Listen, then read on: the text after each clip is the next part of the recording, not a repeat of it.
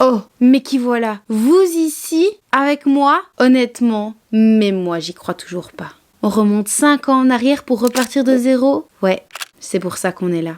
Ensemble, on va se lancer un nouveau défi, celui de cumuler un bachelier de 3 ans en une année. Alors, je vous souhaite la bienvenue dans le journal d'une institutrice où on va partager le quotidien d'une étudiante diplômée en quête d'un renouveau, un nouveau départ. Oh, et si vous vous demandiez, l'étudiante diplômée, bah c'est moi. Au travers de cette série, vous allez m'accompagner dans mon quotidien. On reprend un TFE de zéro, on va traverser 2 mois et demi de stage et surtout, on va se remettre à étudier après 1 an en Espagne. Alors, je vous souhaite la bienvenue dans la nouvelle édition du journal d'une institutrice racontant la vie d'une étudiante sous tous ses angles. Bonne journée.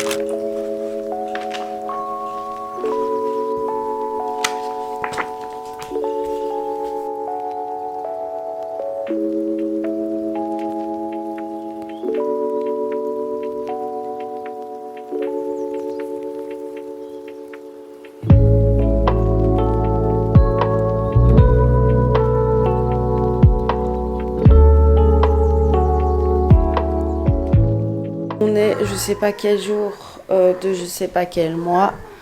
Je sais plus quand on est. On est quand même un jour qui existe dans une semaine. Je sais qu'on est mardi, mais quel mardi avant mon stage. Je sais même pas si c'est le 13, le 14, le 15. Je n'ai aucune idée du jour qu'on est. Je me suis réveillée. Déjà, je suis d'extrêmement mauvaise humeur.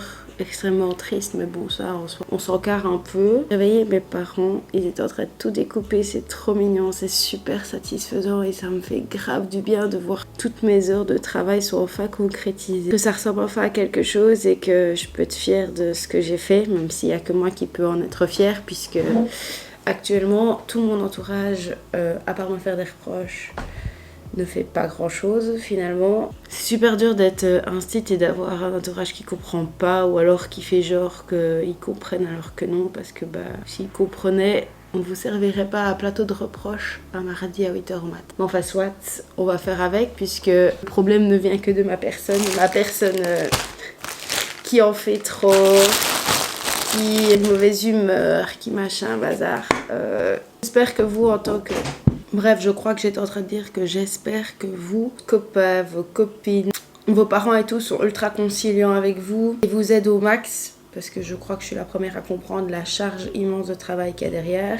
Et que ces personnes-là ne vous reprochent pas d'être énervées, de ne plus avoir de patience, de ne plus pouvoir faire d'activités à côté. Donc voilà, j'espère que vous avez un entourage qui vous soutient, mais qui vous le montre positivement, et pas qui vous sermonne à longueur de temps, puisque c'est clairement contre-productif, mais bon, soit. Surtout quand, en soi, c'est la situation de quand quelqu'un va mal et qu'on lui fait encore que des reproches. C'est pas comme ça que cette personne va aller, là c'est strictement la même chose. C'est pas grave, on se débrouille que par soi-même. Donc vu que c'est mon stage et que c'est mon matériel et que c'est mon boulot, je vais faire mon stage, mon matériel et mon boulot toute seule.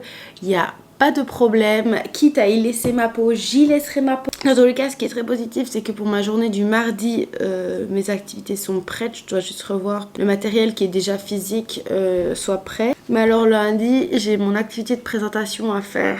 J'ai une idée de ce que je veux faire, mais je n'ai ni fait la prépa, ni fait le matériel, je n'ai rien du tout. Après, on fait le journal de classe et le calendrier, donc ça va parce que c'est en classe. Et puis après, je dois voir le cirque, donc on a cherché un peu hier. Là, je vais faire une introduction sur le cirque avec des images et tout. Et puis après, on doit passer sur l'abstraction d'un texte, lecture d'un petit texte, oui, refaire de la méthode globale en retrouvant des mots, reliant des mots avec un référent et tout. Donc je vais devoir tout construire. Ça va encore me durer des plombes et ça serait bien qu'au cas où, si je fasse quelque chose par moi-même, ça soit fait aujourd'hui. Parce que demain, je vais à l'école, j'aurais pu aller aujourd'hui, sauf que j'ai appris qu'il n'y avait que 30 minutes de français, sachant que j'ai 2 heures de train et que tout le reste c'est de la préparation de stage. Pour une demi-heure, faire 2h30 de trajet, ça vaut pas le coup.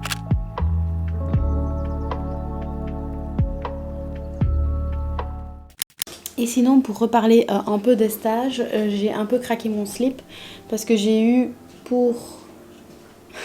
Donc je disais, pour une fois, j'ai eu l'opportunité de ne pas payer mes photocopies de stage, pas du moins pour le matériel. J'aurai encore les prépas, mais bon voilà. Et donc j'en ai profité du coup pour acheter des trucs pour mon stage quand même. J'ai trouvé ce livre-là j'ai acheté des livres sur Vinted, je vous les présenterai quand je les recevrai. Voilà, mais alors je suis tombée sur ce livre-là, c'était absolument pas prévu, je le trouve incroyable, c'est ça. Costume du Père Noël.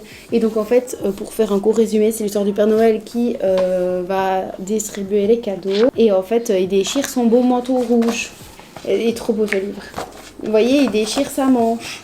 Et donc il va chez son copain lutin pour lui refaire une nouvelle tenue, vu que son manteau il est déchiré. Donc en fait le lutin commence à lui faire des tenues de tout, genre il lui fait une tenue blanche mais dans la cheminée c'est tout sale. Il lui fait une tenue toute noire mais ça fait très voleur, donc finalement on dirait un...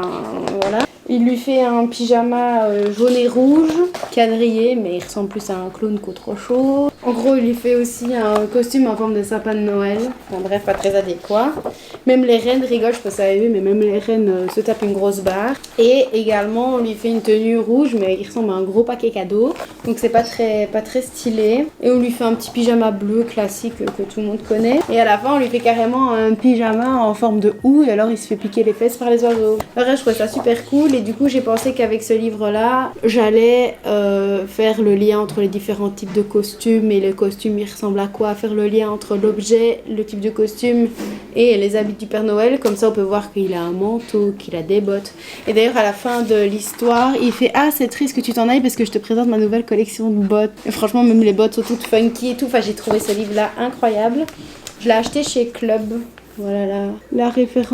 Il est à 12,70 €. Enfin, voilà, je trouvais ça grave comique. Puis ça m'a donné trop une idée de faire avec les élèves. Et alors, j'ai trouvé ce jeu-là, qui est le jeu du lutin. Je trouvais ça grave cool. C'est à partir de 5 ans, donc ça tombe bien. Et donc en fait, c'est un jeu de cartes et de rapidité, mais ils avaient collé le prix en gros. Donc j'ai dû chercher sur internet l'explication du jeu, mais je ne l'ai pas encore ouvert. J'essaye de l'ouvrir. Je sais pas comment ça se joue, mais ça avait l'air grave cool. Et puis, quitte à devoir imprimer plastifier. Ouh! Tada! Les règles du jeu. But du jeu, remporter le plus de cartes possible. Il y a 10 cartes lutins, 30 cartes habits et 4 cartes de reine. Et donc le but du jeu, c'est d'avoir le plus de cartes. Il faut sélectionner 2 fois plus de cartes lutins que de joueurs. Donc à 4 joueurs, il faut prendre 8 cartes lutins et les mettre au centre de la table. Il faut prendre les cartes habits correspondant à chaque carte lutin, retirer l'une des cartes au hasard et puis mélanger les cartes d'habits. Ils sont trop mignons, regardez. Oh, c'est trop chou. Vous avez vu? Trop mignon, donc il y a des cartes lutins, ils sont tous différents, ils sont tous trop mignons. Et à côté vous avez toutes les parties du lutin, vous avez toujours la tête, le corps et quelque part, je sais pas où, les chaussures. Je découvre le jeu avec vous, parce que... En gros, qu'est-ce qu'il faut faire? Que se passe-t-il? 2 joueurs touchent une carte lutin ou disent Joyeux Noël en même temps. Le premier qui se lève tourne sur lui-même et touche à nouveau la carte lutin ou reine farceur remporte le duel. Ça c'est quand il y a une carte reine. Déroulement de la partie. Enfin, bref, je vous montre, je vais pas tout vous expliquer sinon on va en avoir pour 45 ans. Au pire, vous faites un screen, vous regardez sur internet. Je pense que je vais essayer de faire des parties pour bien comprendre le jeu avant. Mais je vous jure, je suis grave contente. Il est vraiment grave cool et je pense que quand je vais faire mes ateliers sur Noël, ça va être un jeu qui va grave fonctionner. Je pourrais le refaire plusieurs fois. Enfin, ça change un peu des plastifiés découpés. C'est super attractif. Ah oui, et le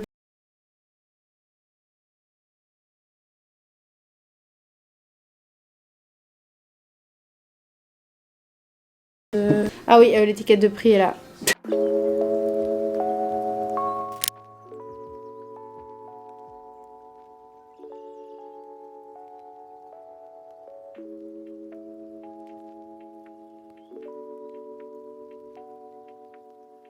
On est de retour toujours au même endroit dans mon nouveau QG parce qu'en soi c'est toujours plus facile de me mettre ici. Donc j'ai acheté cette grosse bougie chez Action hier.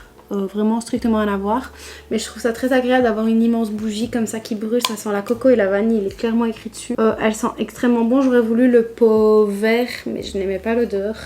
Je vais mettre ma grosse bougie à côté là, voilà. Et alors ici on a, je sais pas si je vous l'ai déjà présenté, franchement honnêtement je sais même plus ce que je fais quand. Je sais que je vais vous montrer bientôt le journal pour qu'il sorte ce dimanche vu qu'il n'y a pas eu de vidéo la semaine passée. Bref, et du coup on a acheté ça. Donc le principe c'est que vous glissiez votre feuille en dessous du truc transparent, vous appuyez et ça, je sais pas si vous le voyez normalement un peu, oui il y a une roulette. Du coup ça coupe. Et vu que j'ai fait le 3/4 de tout mon matériel là en ligne, ça va me faire des bandes et après au ciseau viendra couper ce qui reste. Donc mes parents, franchement merci à eux, mille merci, ils ont quasiment tout fait de la première fournée de matériel.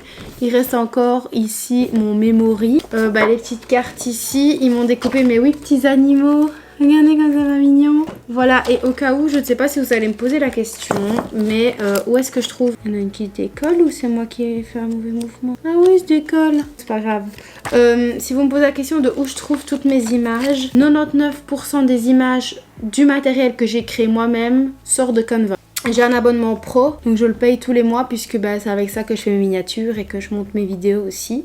Pour une fois, et même j'avais déjà l'abonnement avant, je m'en servais pas. Et là du coup, toutes ces images-ci viennent de Canva, à part la mitre et la crosse qui viennent de lui. Et j'ai utilisé l'outil pour rogner. Enfin bref, je me suis arrangée comme je pouvais. La barre pareil, vous voyez que c'est la barbe de ce petit monsieur-ci. Et bref, tout mon matériel vient de Canva. Alors du coup, là ce que je vais faire, la première étape, allez, j'ai changé la batterie, elle était pleine, elle est vide aussi. Je vais rogner tout ce qui reste et puis on terminera au ciseau. Après je vais reprendre tout le matériel de la première fournée, je ne sais plus où je vais mettre quoi, et je vais tout réorganiser parce que j'ai décidé par facilité de plus acheter les pochettes chez Ava parce que ça m'a coûté assez cher et je vais essayer de faire des économies sur ce stage-ci comme je peux, même si j'ai déjà payé 19 € de feuilles de couleur ce matin. Et donc en fait tout ça je vais le trier, donc le reste du matériel est déjà là-dedans.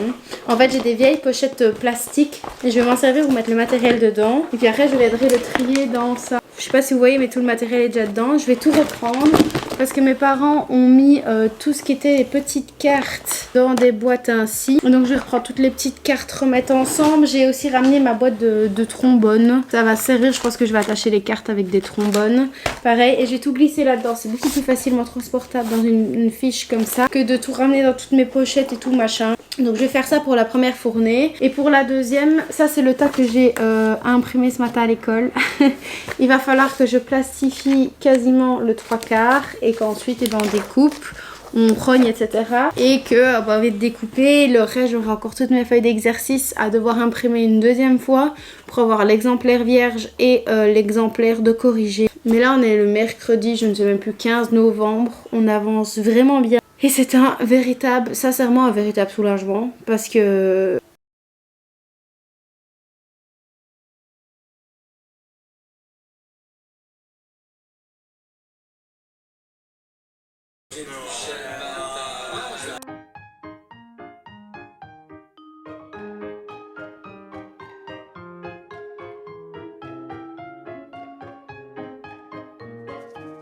Je suis en train d'installer mon QG parce que je vais plastifier mes feuilles. Donc les 3 plastifieuses sont là.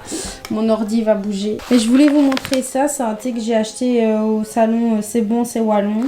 C'est une marque belge. Et donc celui-ci, c'est à la noisette et au chocolat. Et je trouve cette infusion vraiment délicieuse. Donc je vous la conseille. Elle sent extrêmement bon. Elle est incroyable, vraiment. Là, je suis en train de me faire une tasse là-bas. Parmi tout mon bazar qui traîne de partout.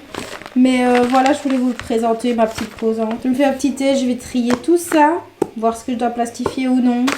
Et puis on va se mettre à ce travail-là qui est bien dur. D'ailleurs, je vais déjà les allumer. Je vais bouger mon ordi, me faire un petit thé. Donc voilà, au cas où, si vous êtes belge ou vous aimez le thé ou peu importe, je vous conseille celui-là. Il est extrêmement bon. Et le paquet, c'est 6,90 €. Et ça fait déjà bien plus de 10 tasses que j'en bois. Je sais pas pour combien on a, mais très bien. Trop bien. Après, je sais pas si je dois vous dire que c'est pas sponsorisé, mais ce n'est pas sponsorisé parce que je n'ai pas de partenariat. Oups. Je vous montre l'intérieur, voilà à quoi ça ressemble. Il y a des petits éclats de noisettes et tout. Oh, vous savez même pas l'odeur. Oh, c'est dans mon paquet de thé. Ouh.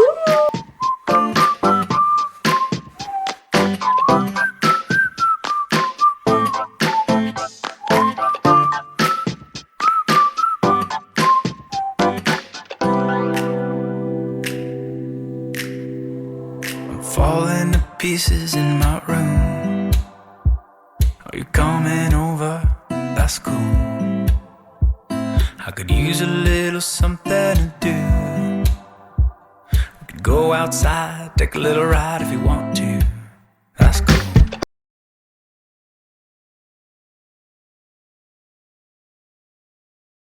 I'm poking out my head through open windows, 'cause that's what I feel like. Do it tonight. Waking up my brain, maybe you can do the same thing. You want me to say something, I come up with nothing. Maybe we can talk until we figure out a topic. Been so long in my head, caught up in my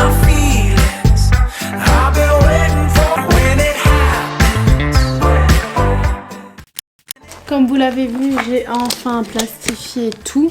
Donc là maintenant ce que je vais faire, moi c'est commencer à rogner ce qui sera à découper ensuite au ciseau. Je vais faire un peu ça. Et puis je vais clôturer pour ce journal-ci. Même si on n'est pas encore au début du ça, je vous montrerai la suite dans le 6 parce que je sais que j'ai filmé énormément et je ne saurais pas vous monter un épisode de 50 minutes, c'est beaucoup trop long. Et je sais que j'ai beaucoup parlé de plein de trucs, donc je vais m'arrêter ici sur ce plan très mal cadré puisque finalement...